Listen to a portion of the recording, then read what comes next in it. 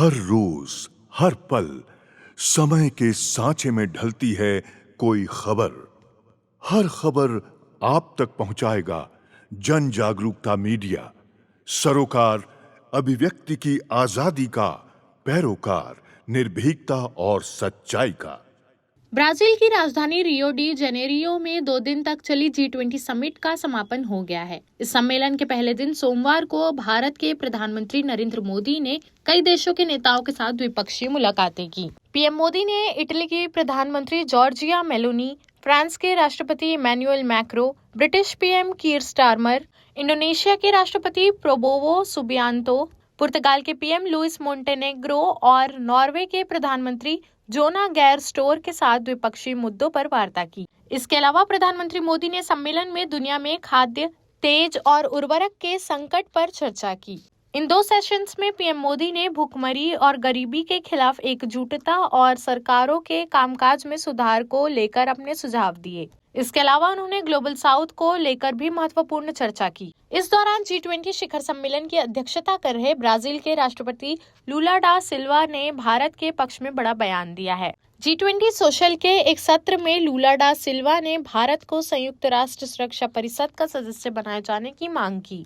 ब्राजीली राष्ट्रपति ने संयुक्त राष्ट्र में Africa, Latin America, global south के प्रतिनिधित्व न होने का मुद्दा उठाया और वैश्विक संस्था में बड़े सुधार की आह्वान किया। लूला डा सिल्वा ने कहा, जब संयुक्त राष्ट्र का गठन हुआ था तो इसमें केवल 56 सदस्य थे। आज 196 देश इसके सदस्य हैं। आज अफ्रीकी महाद्वीप सुरक्षा परिषद में कहाँ है?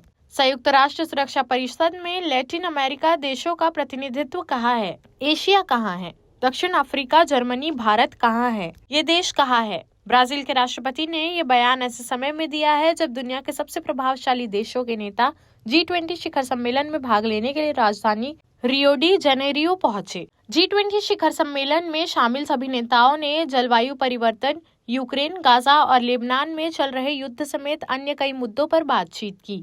इस दौरान वैश्विक शक्तियों के बीच मतभेद उजागर होने के साथ ही कुछ सफलताएं भी हासिल हुई। आइए G20 शिखर सम्मेलन से प्रमुख निष्कर्षों के बारे में जानते हैं। G20 में यूक्रेन युद्ध चर्चा का खास विषय रहा।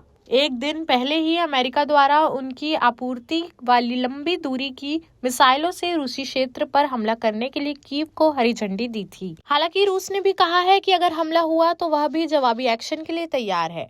रूस का नाम लिए बिना शांति की अपील की गई। G20 के नेताओं ने गाजा और लेबनान दोनों में व्यापक युद्ध विराम का आह्वान किया और नागरिकों की सुरक्षा पर जोर दिया गया।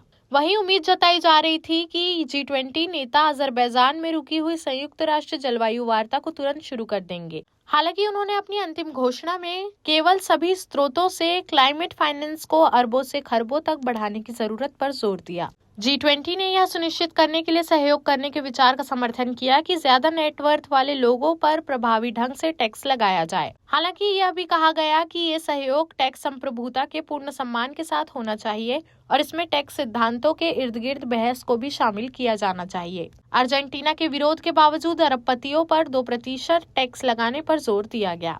ब्राजीलियन राष्ट्रपति लूला के सबसे अहम मुद्दों में भूख के खिलाफ वैश्विक एकजुटता बनाना भी शामिल रहा। शिखर सम्मेलन की शुरुआत में उस पहल को शुरू करने में सफलता हासिल की जिसमें 82 देशों ने हस्ताक्षर किए। 2030 तक 50 करोड़ लोगों को गरीबी से बाहर निकालने का लक्ष्य रखा गया है। इस दौरान भारत और चीन के विदेश मंत्रियों के बीच बातचीत हुई। बैठक में दोनों नेताओं ने ईस्टर्न लद्दाख में LAC पर हुए समझौते की समीक्षा की। अपनी इस बैठक की जानकारी देते हुए विदेश मंत्री ने अपने सोशल मीडिया प्लेटफॉर्म X पर पोस्ट करते हुए लिखा है कि रियो डी जेनेरियो में G20 शिखर सम्मेलन के दौरान CPC पोलित ब्यूरो के सदस्य और चीन के विदेश मंत्री वांग यी से मुलाकात की। बैठक के दौरान दोनों नेताओं ने आपसी संबंध बढ़ाने पर जोर दिया। इसमें दोनों देशों के बीच सीमा विवाद पर 5 साल बाद विशेष प्रतिनिधियों की बैठक बुलाने पर सहमति बनी। चीनी विदेश मंत्री वांग यी ने बैठक में दोनों देशों के बीच संबंधों को सामान्य करने पर जोर दिया। उन्होंने कहा कि भारत और चीन के बीच फिर से सीधी उड़ानें शुरू करनी चाहिए। इसके साथ ही दोनों देशों को पत्रकारों को फिर से वीजा देने की प्रक्रिया को फिर से शुरू करना चाहिए। इसके अलावा कैलाश मानसरोवर यात्रा को फिर से शुरू करने, साझा नदियों के जल बंटवारे पर डाटा शेयर करने पर भी बातचीत हुई। देश प्रदेश की सभी बड़ी खबरों से जुड़े रहने के लिए हमारे YouTube चैनल को लाइक, शेयर और सब्सक्राइब करना ना भूलें। साथ ही लेटेस्ट खबरों के लिए बेल आइकन को प्रेस